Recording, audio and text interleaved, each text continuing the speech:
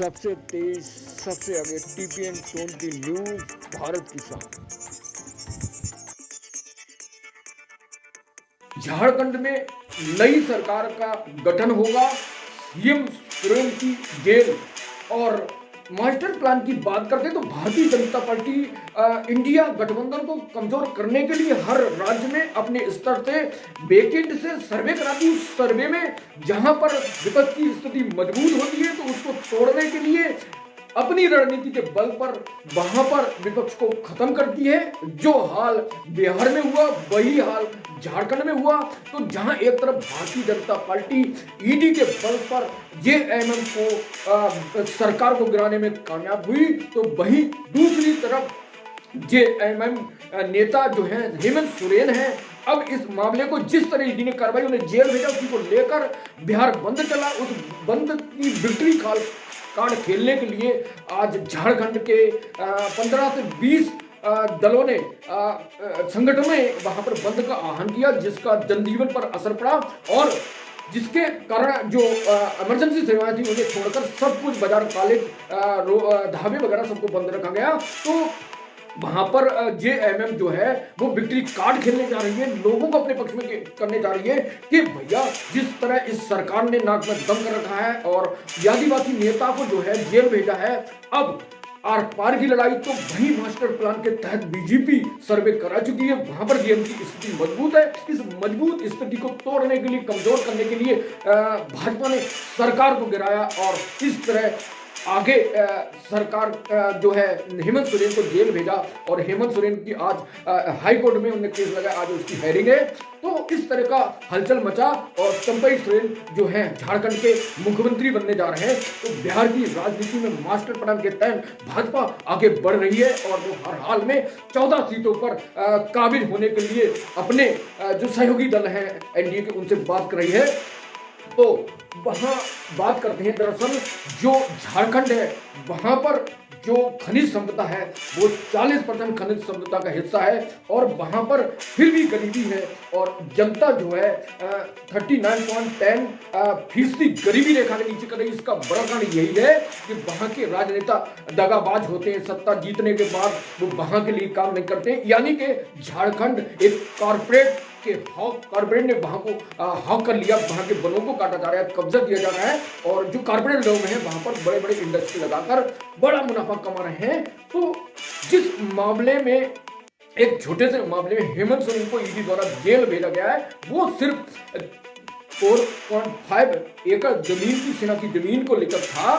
और इस जहां भाजपा उन्हें जेएम को पार्टी को ईडी के माध्यम से मतलब गिरफ्तार करने का, तो वहीं जेएम जो है विक्ट्री कार्ड खेलने जा रहे हैं।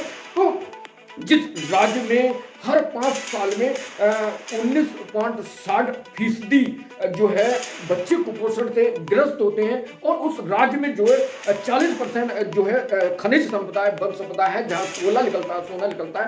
तो वहां पर इस महत्वपूर्ण जो केमिकल एलिमेंट होते हैं वो निकलते हैं, उसके कारण वो राज्य बहुत संपन्न है। लेकिन उस चीज का फायदा झारखंड की जनता को नहीं मिलता, वहां की जनता गरीब है। और इस जो मास्टर प्लान बीजेपी ने रचा है और बीजेपी की आगे तैयारी कि फरवरी में 250 नेताओं कार्यकर्ताओं की बैठक करेगी और जो दिग्गज हैं वो 14 दिग्गज का टिकट काटेगी, ऐसा मीडिया सूत्र ने मालूम पड़ा। लेकिन भारतीय जनता पार्टी मीडिया में हमेशा बनी रहती है और उसी मीडिया के बल पर देश की जनता उनके साथ है। जहां एक तरफ जो कांग्रेस है, कांग्रेस की पतन होने का सबसे बड़ा कारण है, जब भी लोकसभा चुनाव आते हैं तो जैसे भारत जोड़ो न्याय यात्रा के माध्यम से जनता की कनेक्ट होने की कोशिश करती है, तो वही भारतीय जनता पार्टी भी उसकी तर्ज पर विकसित भारत यात्रा के द्वारा जनता से कनेक्ट होने की कोशिश करती है और लोगों को उस भारत विकसित यात्रा की संकल्प यात्रा के द्वारा लोगों से कनेक्ट, लोगों को पात्र लोगों को चुनकर उन्हें लाभान्वित करने का काम करती है। तो भारतीय जनता जो कांग्रेस है, वो कांग्रेस का काम ये है, जब भी लोकसभा के चुनाव आते हैं उससे पहले स्थानीय दलों से मिलकर हुंकार भरती है कि भाई इस बार मोदी को हराना, मोदी की रथ को रोकना है। और उस कारण वह सभी दल को साथ गठबंधन की कोशिश करती है और इस बार जो है इंडिया गठबंधन बीजेपी को गिराने के लिए, बीजेपी की सरकार को रोकने के लिए, मोदी को रोकने के लिए गठबंधन बनाया, जो अब टूट चुका है पूरी तरह। और कांग्रेस एक बार फिर वह गलती कर रही है जो हर बार करती, जहां 2014 हो या 2019 हो और 2024 में जो कांग्रेस गलती करती है, वही गलती यह है कि हर बार वो वादा करती है कि मोदी को रखकर वन बाई वन फाइट के तहत अपने प्रत्याशी को उतारेगी, लेकिन बाद में अभी यूपी में घोषणा करी है, एक मीटिंग हुई है बुधवार को, जिस टाइम हेमंत सोरेन को जेल भेजा जा रहा था, उसी टाइम यूपी में भाजपा की मीटिंग हुई, उसमें कांग्रेस की मीटिंग, उसमें तय हुआ कि भाजपा 80 सीटों पर चुनाव लड़ेगी। तो एक तरफ जो है इंडिया गठबंधन की बात करती है, गठबंधन की, दूसरी तरफ जो स्थानीय दल है उनको सपोर्ट नहीं लेती है, और यही कारण 2019 में 80 सीट में लड़ने के बाद कांग्रेस को यूपी में सिर्फ एक सीट मिली, और यही झारखंड का हाल होगा। जिस झारखंड में 2019 के लोकसभा चुनाव में 14 सीट में भाजपा 13 सीट जीती, एक आसडू जीता, जबकि 14 सीटों पर जो है बीजेपी ने 13 पर लड़ा और 13 पर जीत गया, लेकिन जेएम जो थी वो 4 सीटों पर लड़ी, और कांग्रेस जो ही वो 7 सीटों में लड़ी झारखंड में, और एक जेबी एमपी और एक आरजेडी 2 सीट दे दिया गया। तो इस तरह जो है वहां से हर बार में कांग्रेस गलती करती है बीजेपी को नीचा दिखाने को, और उसी के बदले में जो है कांग्रेस खुद नीचे चली जाती है। अगर जनता के बीच में, जनता के मुद्दों पर काम किया जाए तो निश्चित है हर हाल में कांग्रेस सत्ता में आएगी, लेकिन कांग्रेस हर बार में बीजेपी को नीचे दिखाने को, एनडीए को नीचे दिखाने को काम करती है, जिसके कारण वह खुद नीचे गिर जाती है। तो अब बात करते हैं झारखंड की 14 सीटों में 2019 में कौन जीता था, कौन हारा था, और लगातार जो है फिर वही मास्टर प्लान की बात करेंगे कि बीजेपी एक मास्टर प्लान के तहत झारखंड में सर्वे करा चुकी। झारखंड में जेएम और कांग्रेस की स्थिति मजबूत है, और इसलिए एक सोची समझी साजिश के तहत विपक्ष का आरोप है कि सोची समझी साजिश के तहत जो है बीजेपी ने वहां पर झारखंड में ईडी के माध्यम से उन्हें जेल भिजवाया, उन्हें कमजोर करने का कारण है। अब देखना यह कि झारखंड की जनता हेमंत सोरेन को जेल भेजने का बदला 2024 के लोकसभा चुनाव में लेगी क्या? 14 सीटों पर बीजेपी के मास्टर प्लान के तहत क्या बीजेपी एक बार फिर 14 सीटों पर काबिज होगी? तो इंतजार करना पड़ेगा। लेकिन यहाँ पर मोदी की और हेमंत सोरेन की जंग है, उस जंग में कौन कामयाब होगा आगे चुनाव में पता चलेगा। लेकिन बीजेपी अपने मास्टर प्लान के तहत आगे बढ़ रही है, और वही कांग्रेस उसको एक 14 फुल सभी सीटों पर चुनाव लड़कर अपने आप को बेदम और कमजोर करने का काम कर रही है। तो अब बात करते हैं 14 सीटों में 2019 में कौन जीता था और कौन हारा था। तो पहला दुमका एससी सीट जिस पर सुनील सोरेन बीजेपी जीते थे, शिबू सोरेन जेएम उनके हारे थे, और राजमहल एसटी सीट पर हेमलाल मुर्मू बीजेपी से जीते, और विजय हंसदत्त जेएम हारे थे, और गोड्डा सीट पर निशिकांत दुबे बीजेपी के तेज तर्रार जो लगातार ट्विटर पर उपस्थित रहते हैं, और प्रदीप यादव जेबीएम से हारे थे। कोरडमा लोकसभा सीट से अन्नपूर्णा देवी यादव बीजेपी से जीती, बाबूलाल मरंडी जेबीएम के हारे थे, और गिरिडीह चंद्र प्रकाश चौधरी आसजू से जीते, और जगन्नाथ महतो जेबीएम से हारे थे। धनबाद से पशुपति नाथ बीजेपी जीते, और कीर्ति आजाद कांग्रेस से हारे थे।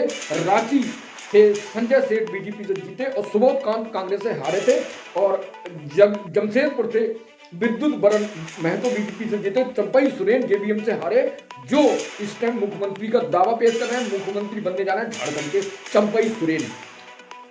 सिंह भूमि से लक्ष्मण गिलवा बीजेपी से जीते, और गीता कोड़ा कांग्रेस से हारी, और खूंटी से अर्जुन मुंडा जीते, और कालीचरण मुंडा कांग्रेस से हारे, और लोहरदगा से सुदर्शन भगत बीजेपी से जीते, और सुखदेव भगत कांग्रेस से हारे थे, और पालमू विष्णु दयाल बीजेपी से जीते, और घूरम राम आरजेडी से जीते थे, और हजारीबाग से जयंत सिंह बीजेपी से चुनाव जीते थे, और गोपाल साहू कांग्रेस से हारे थे। तो बीजेपी हर जगह अपने मास्टर प्लान के तहत आगे बढ़ती है और जीती है, और 2024 में भारतीय जनता पार्टी जो मास्टर प्लान के तहत मास्टर स्ट्रोक खेलने जा रही है। उनका वादा है कि 2024 के लोकसभा सीट को कैसे रिकवर करेगी। बिहार में कमल खिला दिया है, अब झारखंड में कमल खिलाएगी। तो मोदी की रणनीति एक सोची समझी रणनीति के तहत आगे बढ़ रही है। तो कहीं ना कहीं देश की जनता है वो चाहे हिंदू के नाम से चाहे विकास के नाम पर है, नरेंद्र मोदी को पसंद करती है और उसी के कारण उन्हें सपोर्ट करती है। और तीसरी बार मोदी सरकार सत्ता में आएगी, ये भाजपा नेताओं का दावा है। उधर राहुल गांधी का दावा है कि वे 150 सीटों पर बीजेपी को जीतने नहीं देंगे। अब देखते हैं राहुल गांधी में कितना दम है, कितना बीजेपी में है और कौन कितने पानी में है, किनका मास्टर स्ट्रोक सफल होता है और किसका मास्टर स्ट्रोक फेल होता है। सूत्रों से, मीडिया सूत्रों से और मिली रिपोर्ट के आधार पर जो तीसरी बार मोदी सरकार को रोकना विपक्ष के बस की बात नहीं, ऐसा प्रतीत हो रहा है। लेकिन 2024 के लोकसभा परिणाम बताएंगे कि मोदी सत्ता में आएंगे नहीं आएंगे।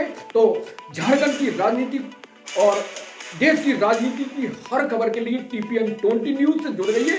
SV सागर, पत्रकार सुशील सागर, हर जंग में आपके संग। सबसे तेज, सबसे आगे TPN 20 न्यूज, भारत की शान।